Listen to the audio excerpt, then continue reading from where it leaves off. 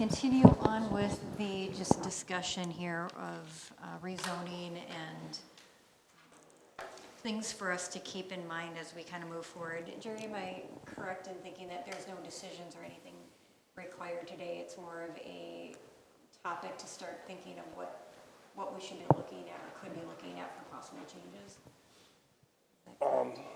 We could.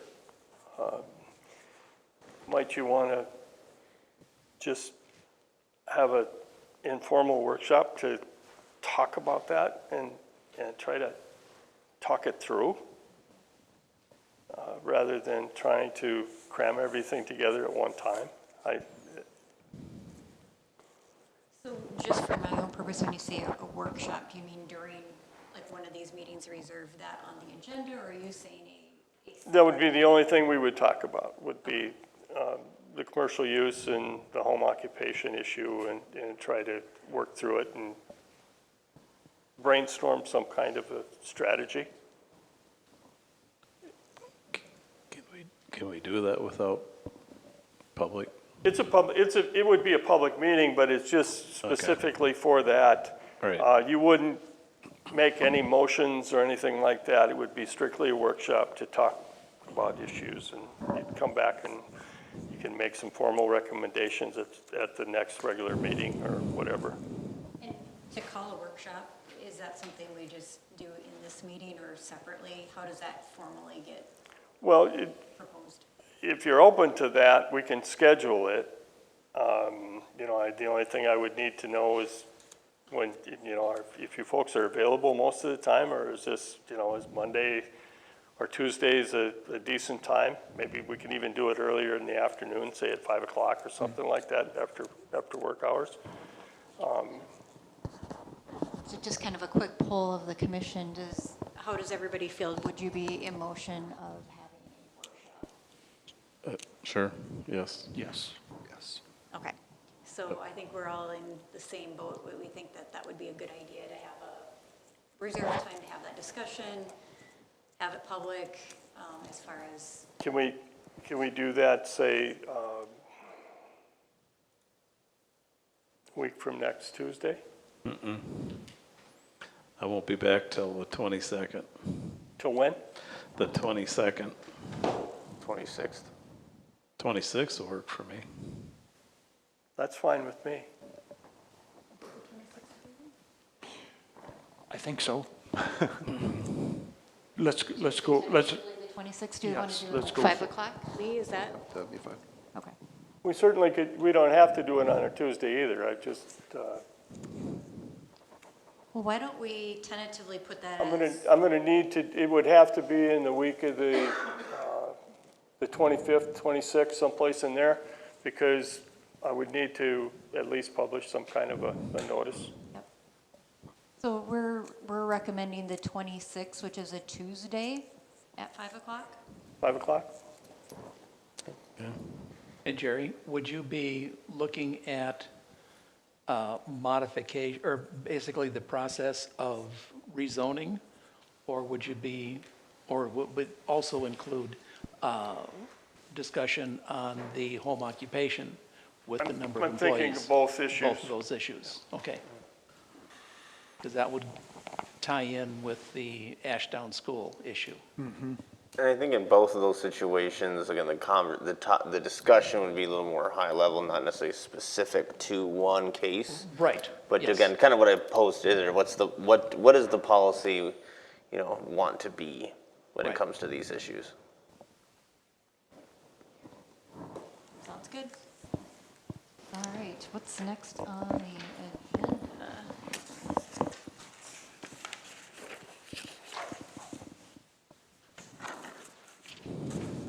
Buried my agenda. Licensed daycare. All right, moving on to licensed daycare.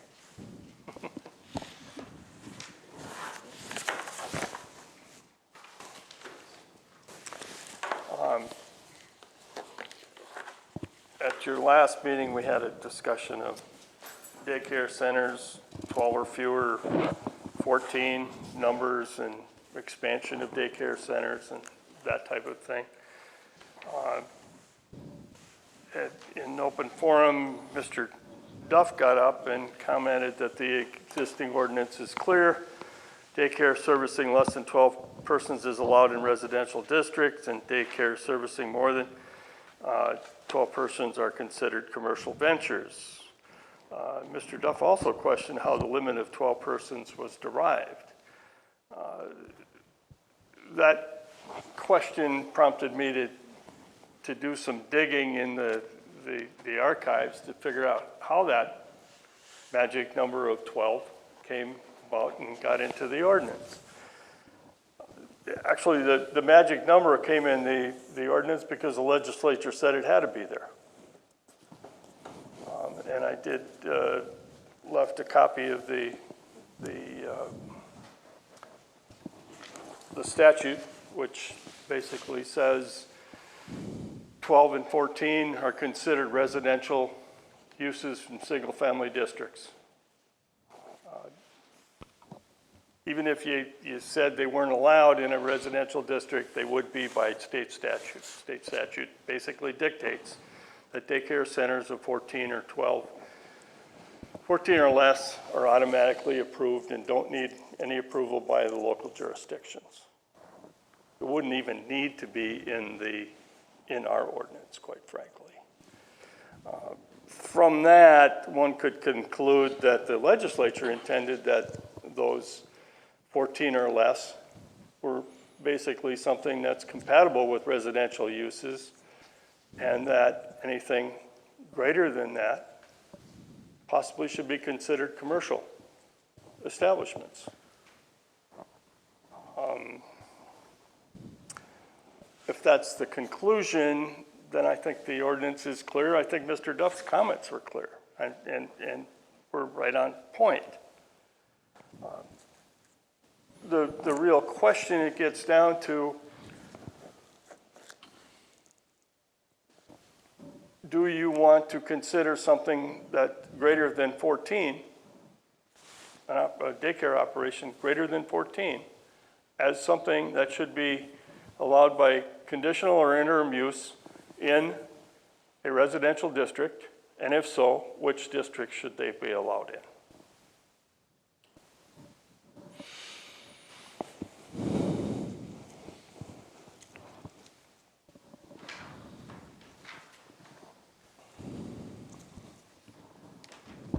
So essentially what we have is a little bit more restrictive than what the state has with the 12. The 12, yeah. But there's two kinds of licenses. One is at 12 persons and one is at 14.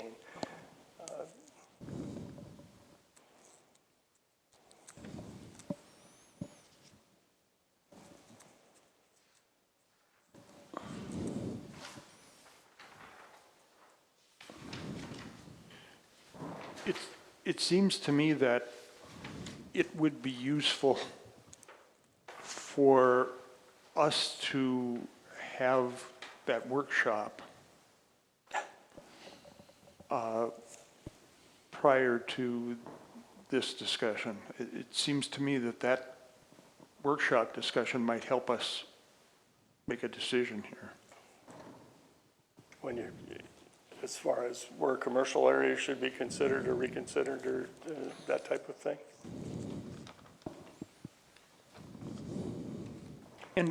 And how do we as a planning commission promote commercial activity in Breezy Point?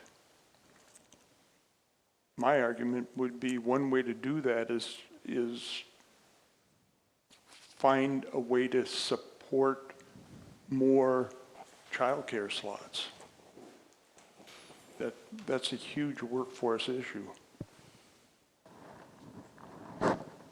And then the question, I think, is the where it comes in that we're Is talking where. about. Where is commercial? Where should we have that? If we don't have enough commercial zoning and we want to keep it more city-centric, where does that, are there spots that it makes sense versus more residential areas? So I think that serves, I think you're correct, that serves well into the whole zoning commercial workshop as to where do we want more commercial. If we want more commercial, where does that go? So that daycare on Edgewater, well, I mean, so that's commercial over there, so what is it? Do they have to have so many acres? I mean, what kind of Where's, sets that? So that the Little People Learning Center on Edgewood, is that considered commercial over there? that is a commercial zone. Okay. It was done by, even though it's in a commercial zone, it was done by conditional use permit.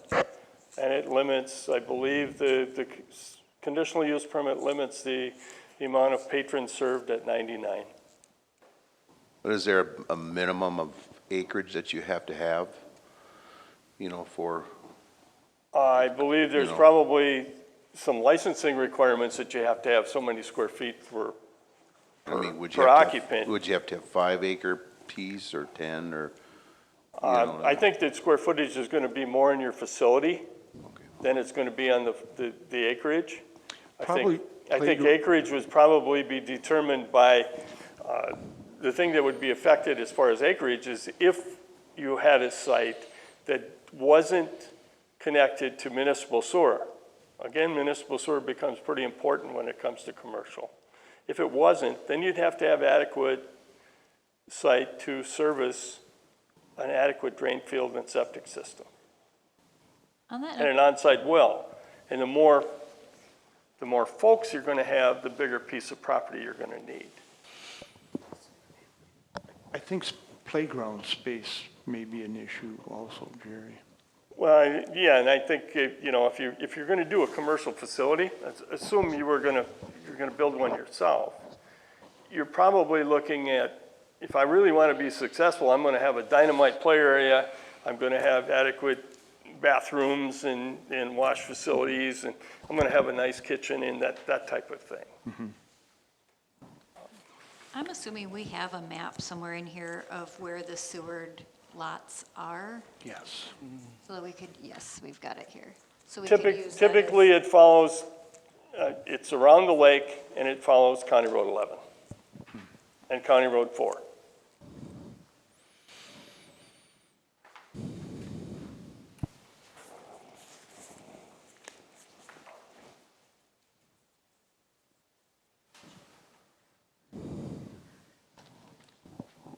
I think that'll be helpful in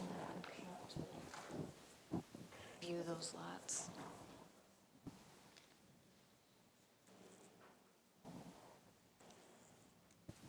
Is there any further discussion on this topic? Well, some of the questions Jerry had there on two spots, it's should 14 piece, that's where we're gonna discuss 14 and location and so forth, right? Why would we change it? I'm just thinking out loud here. Why change it from 12 to 14, even though this? 14 is allowed by statute.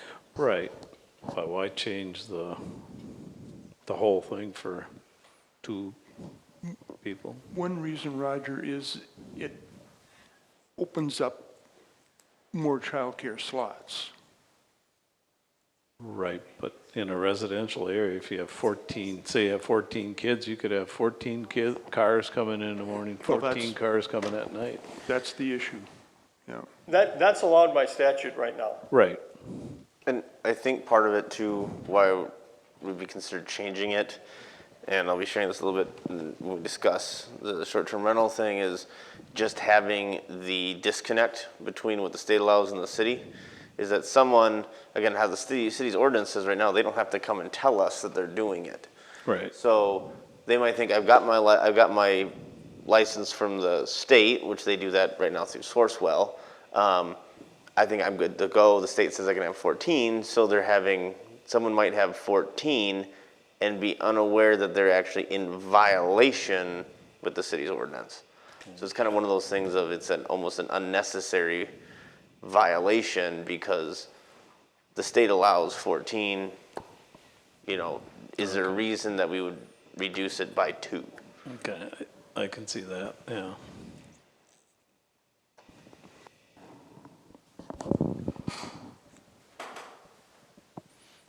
So what I think I'm hearing, just from feedback, is to keep it consistent with state, we could consider increasing it to 14 just for consistency purposes and clarity for everyone. But there are additional questions we may want to have further discussion on as far as where it's, to be specific on where it's zoned, and other lot size and things like that that are in the bullet points, which could come up in our next discussion, workshop discussion. At this point, it sounds like we'll keep this in mind as we move forward, but nothing to recommend at this time. This might sound like a trivial type thing, but sometimes just refamiliarizing yourself with the community might be a good activity to partake in. Basically, drive around and see what's existing. You always get into conflict with existing versus new, or there's potential for conflict. You might want to look at where's areas that might be available that might not have the conflicts, or some areas that might have more conflicts. But reassessing the community, I think, is a good physical type thing to undertake at your leisure. And one of the things I recommended, or for myself, was looking at the sewer map and being familiar with that, because as you pointed out, having sewered lots for commercials, ideal. Are there other things outside, is there anything else that we should be looking at as we familiarize ourselves with that? Well, Lot size, whether it's residential or not, accessibility from main roads, sewer, is there anything else? availability of land.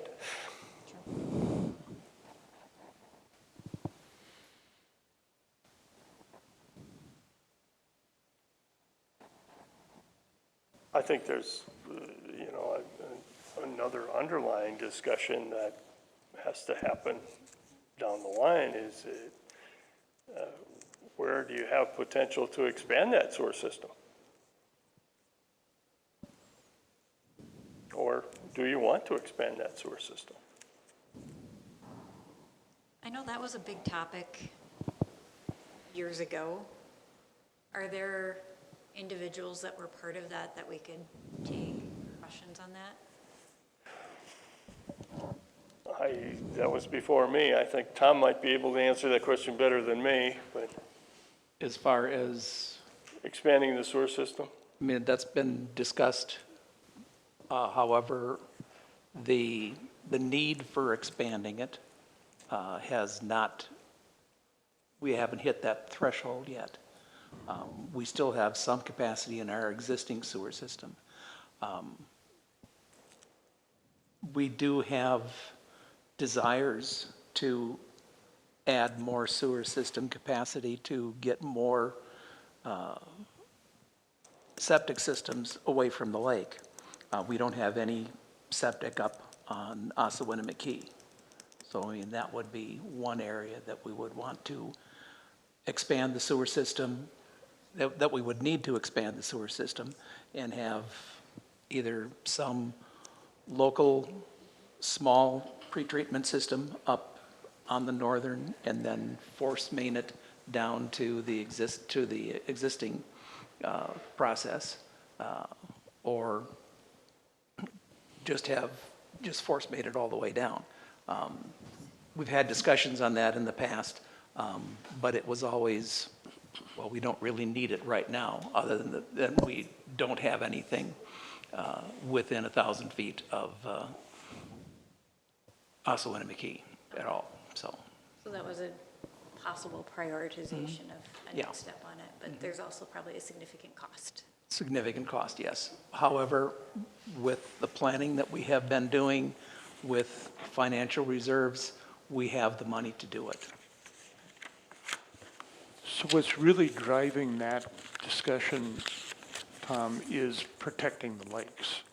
That's always the reason for having the sewer system versus a septic system adjacent to a lake, yes. There really hasn't been a discussion of how could we support commercial activity with that sewer system? No, because the existing commercial basically is along County Road 11, and we have sewer that goes all the way out to the school, so that's available. And there hasn't been much of a demand to bring commercial in along that corridor. There has been some discussion in the past of taking like one residential area and expanding the sewer system in there, but that had a lot of pushback from the public because they didn't want to pay for it. Yeah. That's the thing that I keep thinking about is to expand the sewer is costly. Right, So that's, right, and we assess for it, so. so looking for areas that already have sewer would be ideal.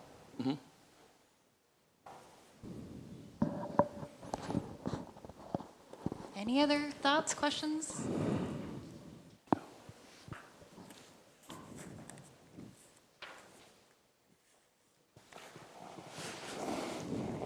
All right, then we will open for number 2. If anyone hasn't had a chance to speak and would like to come forth, they certainly can approach the podium, state their name and address, and share their feedback with us.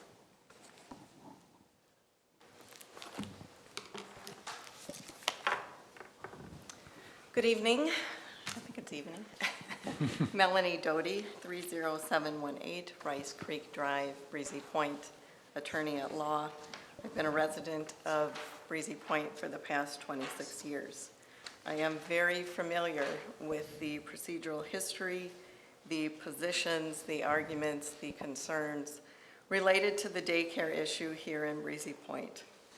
I have reviewed many of the prior meetings. I have listened to public comment. I have listened to comment from various boards. And about a month ago, I just was left somewhat still perplexed and confused about these issues related to the daycare. And so as a lawyer, I thought I'm going to dive into the law to see if I can find the clarity that I need to try and have this make sense to myself as a lawyer, but also a citizen of Breezy Point. And so that's what I did. I certainly am not advising you legally. I understand you have your own attorney that you consult with. I just wanted to share some of the information that I gathered in doing my own independent legal research. I also did some research into home occupation, which I know has been a topic that has been discussed, and I briefly would like to touch on that as well. So I know there's been a lot of talk about daycare and this number of 14 and how this number of 14 originated. So I dove into the statutes. And when you look at the Minnesota administrative rules, you find 2 different sets of rules and 2 different sets of licensing as it relates to child care facilities. So if you look at chapter 9502, that relates to the licensing of daycare facilities. Okay, so I got that statute out and I thought, what does 9502 mean? So if you look at 9502.0315 definitions, it describes what the licensing of daycare facilities means. And under subdivision 13, you will find that you can have a group family daycare, which means daycare for no more than 14 children at any one time. The total number of children includes all children of any caregiver when the children are present in the residence. Okay, so then I went to subdivision 27 under that statute to figure out what does residence mean. And residence means the dwelling unit in which daycare is provided and which is occupied as a home. So looking at that statute, to me, you're talking about your home-based daycares, your traditional home-based daycares. I'm a mother of 4 children. I've raised those children here in Breezy Point. I've also been a working mother the entire time. I understand what the home-based daycare is. I've utilized a home-based daycare, and I've also utilized a daycare center, which is what children go to when you have more than 14. So once you get over the number of 14, you then look to chapter 9503, Child Care Center. Now, that's not your home-based daycare anymore. Now you're dealing with a center. And those are the situations where children are receiving care if it's over the number of 14. So, if you look on 9503.0005 definitions, a center means a facility in which a child care program is operated when the facility is not required to be licensed as a family or a group family daycare home. So now you're out of the home. You're in a facility like Stepping Stones, or you're in a facility like Tiny Sprouts. You're now over the number of 14, and so now you're in a facility. And so there's a clear distinction between those two. And I think that's where some of the confusion that I've seen when I've talked to people about the issue, or when I've seen discussions about the issue occurring, is there is a distinction in where those need to be. So then I look at the statute that Jerry had provided you, and when you look at that statute under subdivision 7, it talks about a group family daycare facility licensed under these two statutes that I just read to you to serve 14 or fewer children shall be considered a permitted single-family residential use of property for the purposes of zoning. That's consistent with this. I mean, these licensing requirements are consistent with these zoning requirements. So the statute is pretty clear here. So I think the issue that I really struggled with was, and I live adjacent to the Ashdown School, and basically you were going to put a center in the middle of a residential community, which I think clearly violates both licensing and the Minnesota statutes. Because now you basically spot zoned.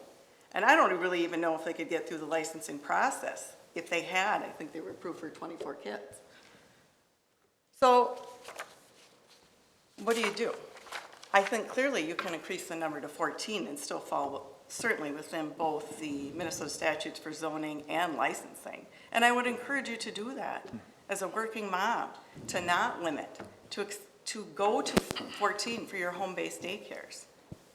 But I would really discourage any sort of attempt to allow centers to occur in residential communities. So I went to the Crow Wing County website, and you can look for childcare. They have a little link, and you can look for childcare in there. So I started to look for childcare centers, and I could not locate one childcare center serving 14 or more children in a residential area, in a residential home. They were all located in a commercial district, in the basement of a church, in a pre-existing school, in a situation that was appropriate to have 14 or more children. And I've got a whole list here, but I'm not going to read it to you. So then it goes back to the issue of the home occupation. And I agree, times have changed. But I wanted to look at what our surrounding communities were doing. What are our surrounding communities doing with home occupation? So I looked to the city of Cross Lake, and they only allow family members. I looked to the city of Nisswa. They allow one non-family member. I looked to Crow Wing County. They only allow family members. I looked to the city of Crosby. They only allow family members. And I looked to the city of Pequot Lakes, who actually had the most interesting home occupation ordinance, but it was ranked. I think there were 4 or 5 different levels by what the home occupation was, and the maximum amount that was allowed was 60 trips per week total, including deliveries, and only 2 employees. I don't know what the answer is. I just know that for me, going and looking at the statutes and looking at the law and trying to look at what our neighboring communities were doing, also taking into mind the changing world, it did provide me with the clarity that I think I needed from a legal perspective. And I guess I would just really caution the city to do anything that necessarily violates the statutes, or to do anything that in essence creates de facto spot zoning in residential areas. I used to serve on the Economic Development Committee here in the city of Breezy about 15 years ago, and we always, back then, would comment our biggest commercial district sits right out here It's that airstrip. And we recognized back then there wasn't a lot of commercial zoning. There just wasn't back then. We were challenged with that when we offered tax increment financing and things like that to try and encourage that. And the same problem still exists today. I don't know what the answer is. But I also know as a 26-year resident who enjoys the peace and the quiet of this community, this is why we moved here. And Breezy has historically been somewhat of a bedroom community where people lived and then they went somewhere else to work. When it was approved that this expansion of the daycare, which would amount to, well, 24 cars coming in the morning and those 24 cars leaving, and another 24 cars coming in the afternoon and another 24 cars leaving, 5 days a week. Felt like it was a commercial activity occurring in a quiet residential neighborhood. And I think when I look at the statutes, my reading of them, and again, I would ask that when you do have your workshop to consult with your attorney, is that I believe under the statutes that once you get over 14, you've got to be outside of a home. And maybe there's some things that can be done to encourage that. Again, with the Ashdown issue, they were offered a $100,000 grant to try and make that happen, to help offset those costs. Maybe tax increment financing could be offered to businesses. Maybe if you are going to open up a home occupation for certain situations, you strictly limit the number of deliveries, the number of times that any traffic goes in and out of there. Like I said, Pequot Lakes was the only one I could find, and their maximum was 60 deliveries or 60 visits per week. None of our other communities had anything like that yet, and maybe they will in time as things change. But that is what I found, and I thought it might be helpful to share some of that information. Thank you. And I just want to make a comment that is very helpful. And I think you've come to the same conclusion as we're diving into this too, that we need to look at where can commercial be, and do we have commercial spots for things outside of the Ashton. I think that conversation or that request had died a couple meetings It ago. had, but I think I listened to his, or that issue brought up last time, and I thought, okay, and he was here again today, and I recognize that our world is changing, and I think some changes do need to be made. I mean, my number one change would be at least to get into consistency to make 14 consistent with the statute, so that at least you're opening up a couple more spots for working families. I mean, I think that would be a benefit to any of our working families here. Can you change home occupation slightly if it's a situation like his with one family member, no deliveries really, a very little disruption, quiet, he's basically just quietly working? That may be something that you should consider. But again, I would advise that you really caution how much disruption or how much you're going to open up that door. Because you open that door up too much, and then Breezy's going to be known as the community. Well, just go up there and run your small business. Put up a pole shed in the back, get 3 or 4 employees, get your deliveries, you got your trucks running in and out, start running your landscape business, your construction company, those sorts of things. And then you've opened up Pandora's box. And as the one lady said about the toothpaste, once you open it up, it's really hard to get it back.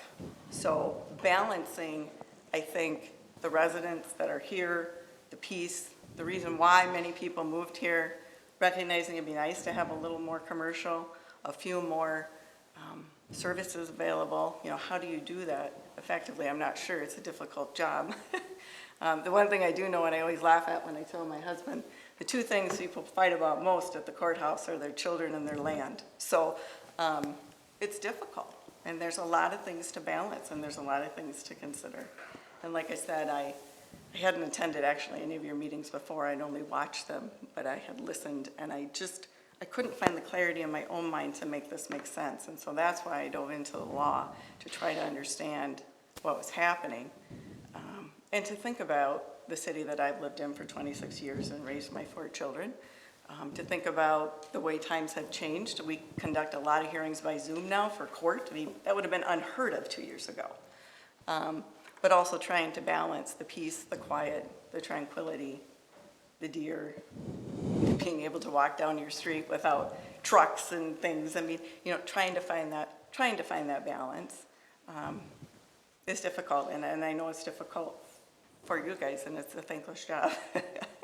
But I guess that's all I have to say. Thank you. Well, the open forum is still open. Anyone else care to share? All right, we will close open forum number 2. Moving on to short-term rental update. I'll be taking that, Madam Chair. All right. So the purpose of this, again, just a little bit of an update. You should have a memo in front of you. I apologize, there was a little bit of a miscommunication on my part that I didn't get actually in the packet. So I'm just gonna quickly go over kind of what's been done, and then what the council is looking for and kind of what next steps are as we look at short-term rentals. So a little background on July 5th. First of all, obviously this has been discussion that's been going on for some time. On July 5th, the City Council adopted Ordinance 2022-02, which creates actually a brand new section of the City Code, Chapter 115, and this regulates the licensure and operation of short-term rentals. And what this ordinance does, as Tom alluded to, is talking about how a short-term rental must operate, the licensing, you know, do they have to get a license, what are the standards for licensing, and then also what is the penalties and enforcement mechanism if someone does not conform to the regulations. One thing that this ordinance does not address is the where. When we kind of started looking at this, we realized that there was a separation between what was being discussed and that was kind of the how piece, which is now the council's addressed, and now is the where piece. One thing I want to address before we jump into the where piece is that this ordinance, I think as Tom alluded to, as the council adopted it, will go into effect on January 1st of 2023. So it is not currently in effect. The intent with that is, one, how the ordinance reads is that licensing, it's an annual license that goes from January 1 to December 31st. So we didn't want to do things kind of mid-year, plus we're already mid-year through the prime rental season anyway. And also gives us time to get our ducks in a row on getting a application together, looking at what should application fees be, what should penalty fees be, how do we want to go through all that process. So it gives us some time to get all that in the ducks in a row. But the other piece also is that where piece, to have that discussion. Right now, there is conflict between the city's ordinance and the county's licensing. So as you are probably aware, right now the city allows short-term rentals in R4 districts, so your multifamily district, your commercial district, and resort commercial district. So just those 3 cities, they are allowed to operate. In theory, a short-term rental could operate in other areas of the city, just that they'd be limited to 4 times per year of renting. How you would enforce that, again, that's a difficult one. How would you determine that someone has rented over 4 times and actually be able to prove it, to go through the effect of enforcement is difficult. However, the county's licensing, they don't really look at where the location. Is it in, pretty much they would look at, is it in Crow Wing County? If the answer to that is yes, and then they look at, do you meet the regulations of Crow Wing County, which is very similar to what the council adopted on July 5th. The council has some more teeth and some more specific regulations than the county has, but it's very similar. And then if that answer is yes, then it's pay the fee and you get your license, regardless of the local jurisdiction's rules. So they do not look at a city zoning code to see, are you in the city of Breezy Point's allowed districts? They just issue their license. The only time that they have proven to give preference to the local jurisdiction is if the local jurisdiction bans them outright, which is what the city of Ironton did. So the city of Ironton changed their ordinance to say after Labor Day, there are no short-term rentals in the city of Ironton, period. And it does appear that the county has informed all license holders in Ironton that they will remove their licenses after Labor Day. So it appears that if you ban them outright, they'll respect that. But otherwise, is it in Crow Wing County? Do you meet the requirements? And they license. So again, where that conflict comes into is when the county issues a license to a property and it's not in a district. Really, that comes to a policy question that the council is looking for some kind of recommendation down the road from the planning commission. And again, tonight we're not really looking at you to pretty much have that discussion, just kind of to start greasing that. Then know that to start thinking about that, we're going to have that discussion, and maybe that might be included in a kind of a workshop as well. Is, do you want to keep it limited to the districts that it's in now, and then in that case, staff would then be tasked with enforcing, kind of keeping an eye on and enforcing any short-term rentals that operate outside of those districts, whether or not they have a county license, or do you want to look at opening up into other districts? Is it certain other districts? Is it citywide? Is it, having discussions? There's a lot of things. Jerry and I have discussed it that we can have a discussion on of, if it's the person lives there versus they don't live there, things to consider.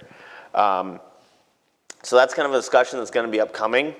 I just thought I'd point out some of the numbers. I did look just this evening before the meeting at the Crow Wing County site because they have a map that shows all their licenses.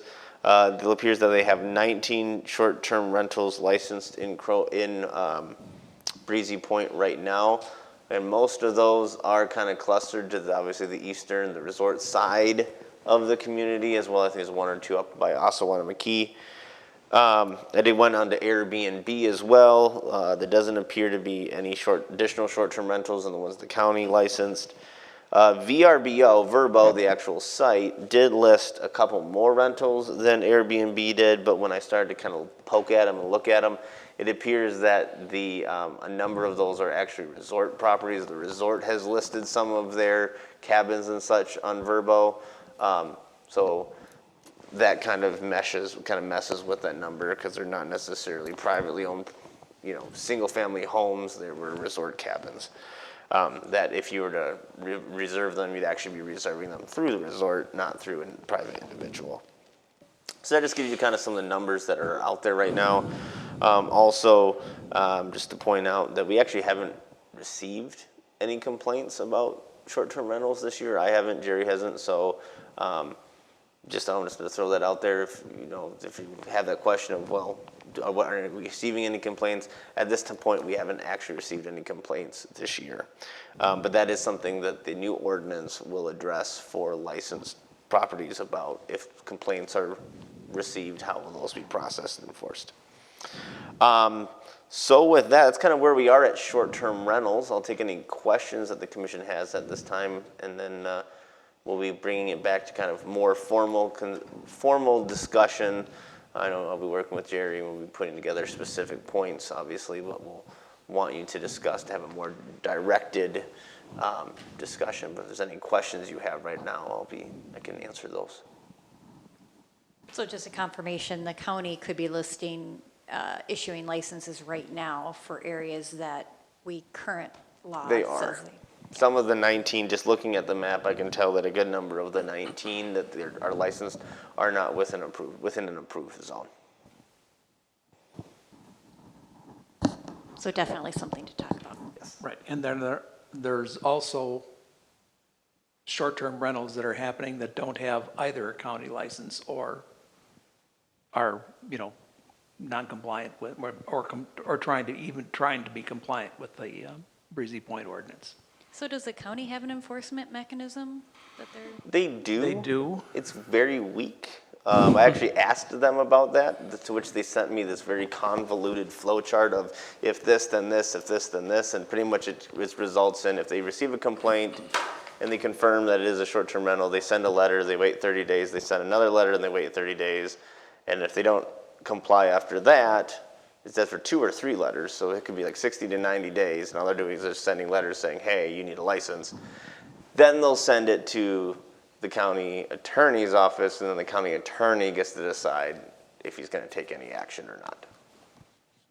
That is their enforcement Seems mechanism. pretty lame. To which is really the reason why the council wanted to have their own local ordinance, and that's what you'll see in the ordinance provided to you. There's a lot more teeth of how we would, if there is a substantiated complaints, how we would address those in a much more timely manner, and what it could involve citations and even revocation of licensing. So next step for us is to thoroughly read through this and then be prepared for an outline of things that we want to talk through next. Correct? And you'll have a quiz. All right. If there are no other questions, that's really kind of all I had for you tonight. Just, keeping you up to date and letting you know what the next steps are going to be. Anyone have any other questions?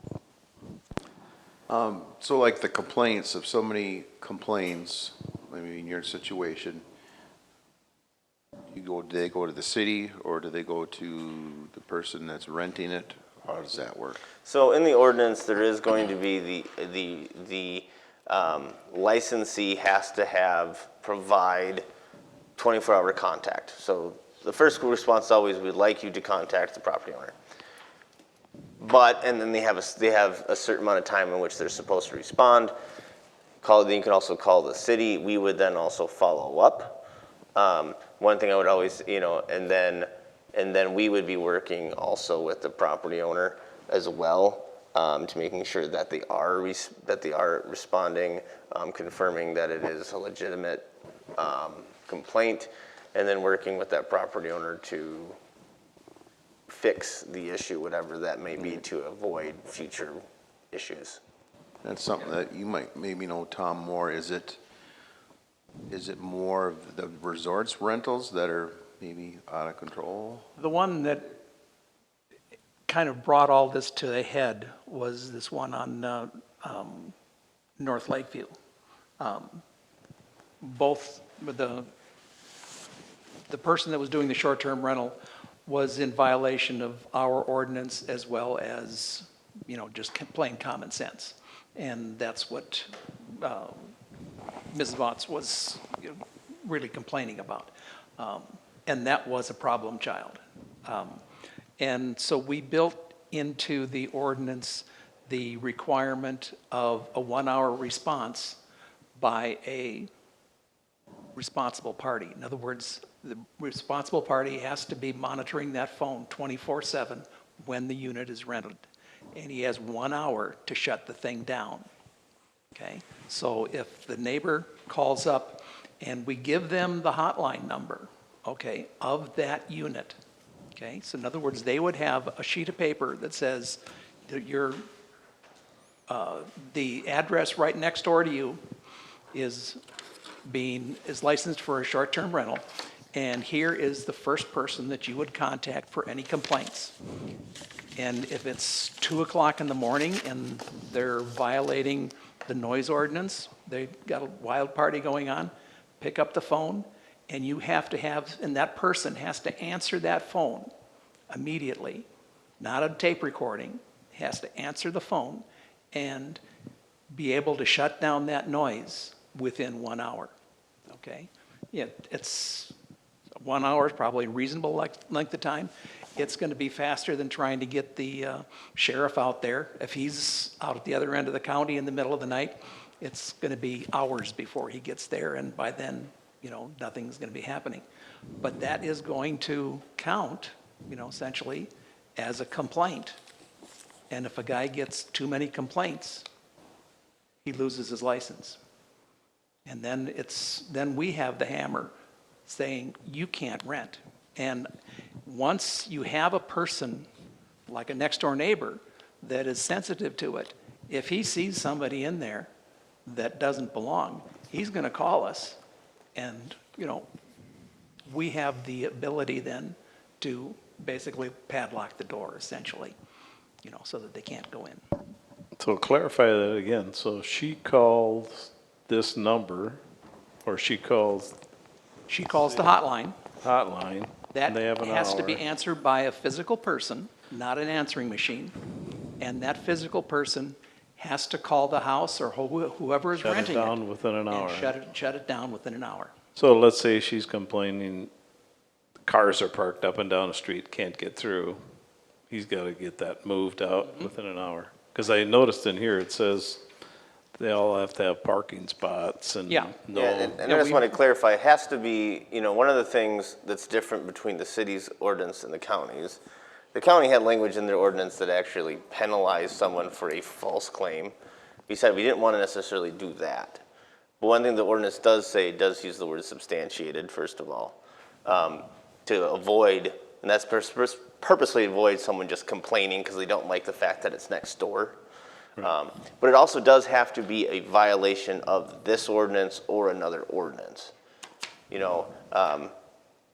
Too many cars, again, as long as they meet the requirement of the ordinance, if the ordinance says they can have 6 cars parked there and there are 6 cars parked there, that's the amount they get.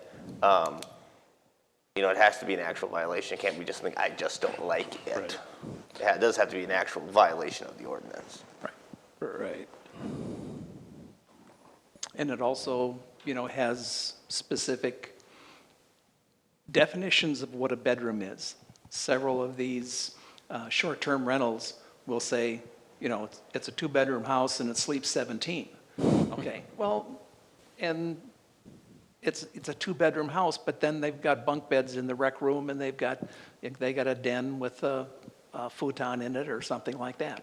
And they do, they get away with things, they can't get away with that, excuse me, under our ordinance. We actually have a definition of what a bedroom is, and we actually do send out the building inspector, Oh, you do? yes, to verify that these bedrooms are indeed bedrooms under the law.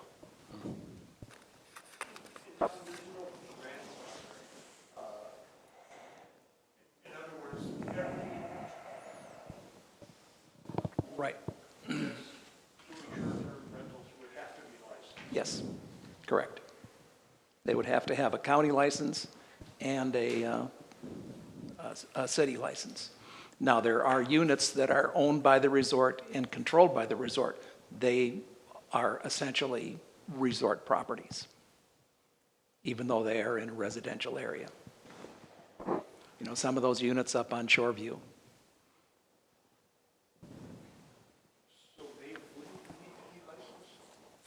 They're licensed under the resort.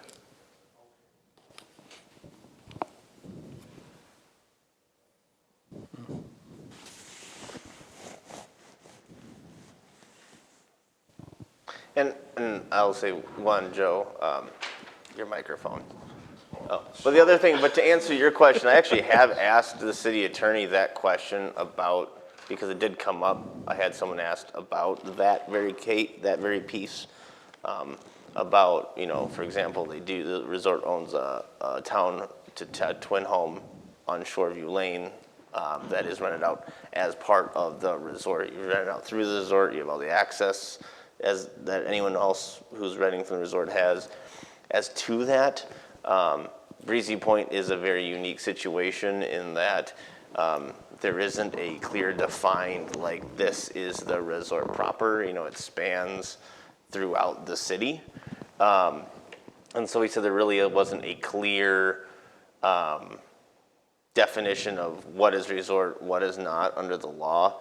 And he said in this case, it would not be far-fetched or anything if the city said, obviously they have all the other people that rent it, they rent it through the resort, they have all the rights that anyone else who has the resort, so therefore it is resort versus a short-term rental. He didn't say that we could not license them as a short-term rental if it was determined that no, they do fall under this ordinance. He kind of sounded like we could do that if we wanted to, but how the ordinance is written is that they also could be defined as resort property.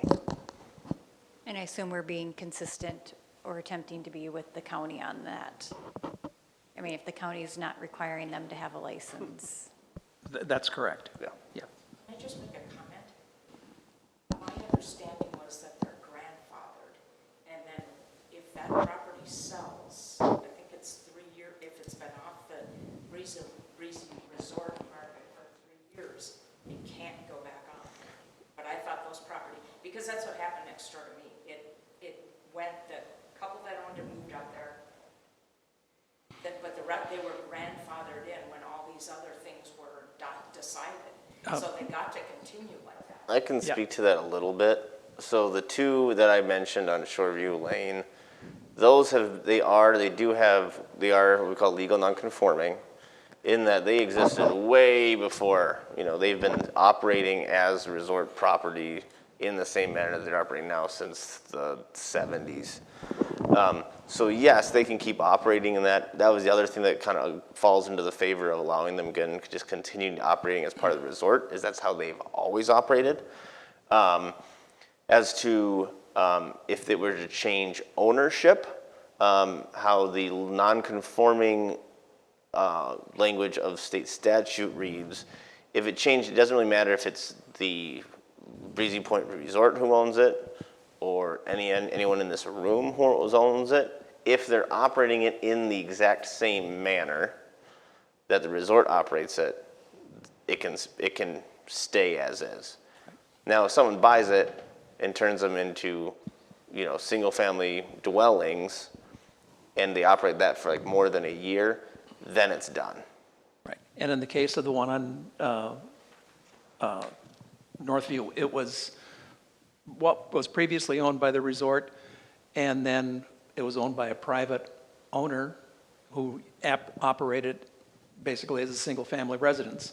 And then that was sold again, and somehow the resort got it back, and then they resold it. It was a little convoluted, but the net was the grandfathering in had evaporated, and the new owner didn't agree with that. However, our lawyer told him that, yes, he cannot operate it by being grandfathered in. So it would seem to me a way around the licensing is to have your property rented by the resort. That's something I know I've kind of played with. I think the difference is it a property that is literally part of the resort, owned and operated by the resort, or is the resort, and there's how you describe it, Joe, I think that sounds more to me as the resort just operating as your property manager. Yeah. In that aspect, my personal translation is of the ordinance is that you would need a short-term rental for that, because it is really your short-term rental that you're just contracting with the resort to manage. Right. And in speaking with Bob Spizo, he wants nothing to do with that. I don't blame him. Right. He wants absolutely nothing to do with that. In fact, he would prefer to get rid of the ones he actually has. All right, well, I think we're about done for time, so I am going to call this a meeting and adjourn. Thank you.